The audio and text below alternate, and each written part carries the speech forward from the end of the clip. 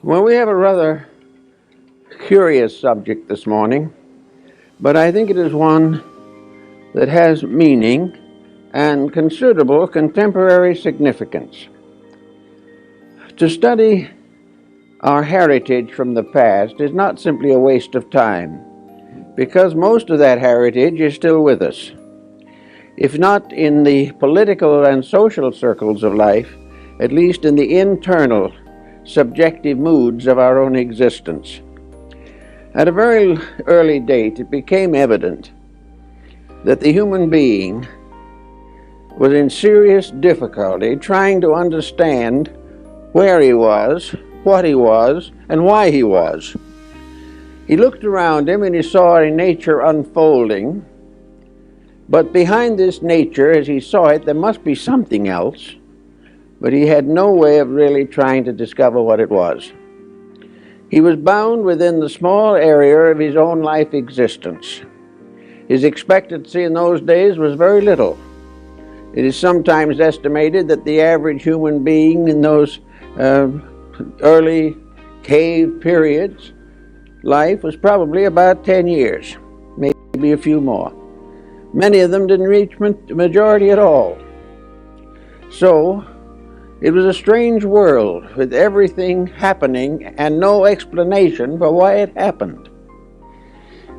Gradually, it became obvious that the human being had to have some type of internal existence which would carry with it faith and hope in his material life.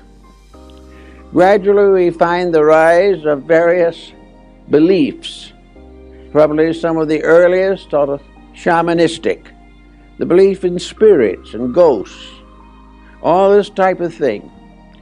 All these believings came not from a carefully studied or planned exploration of nature. They came from a desperation of the belief, the realization of the mask cult is very strong and probably will be for a long time to come. I remember when I was up in the northern end of India towards Darjeeling that a group of Tibetan dancers came down to give a performance for the strange visitors from afar. Among the dancers was a little boy, probably 5 or 6 years old. Everybody loved that little boy. He was so charming and had such a quaint way of living and thinking and wore the cutest clothes imaginable. He was like a doll to most of the people who saw him who came from outside of India. Then came the time for the dance, and the little boy put on a mask with a grimacing face on it and decked himself out with some regalia and started to join the dancers. And in the course of the dance, this little fellow danced over towards the visitors, the tourists. They immediately scattered and hid. The moment the mask was on him, those who knew the little boy were still afraid of him. This is a subconscious situation that apparently we have not been able to cure even now. So the masks appear in Egypt, in the temple rituals. They appear in the dramas of Greece. They appear in the dances and mysteries of Tibet, Mongolia, and Bhutan. They are still used in Japan and China. They are found among the Incas. They were a part of the regalia of the Aztecs and the people of Central America. Masked dancers and costume dancers are still found in many parts of Europe. The whole situation is that with the change of perspective, where something that isn't normal or common is introduced, immediately there are strange inner acceptances.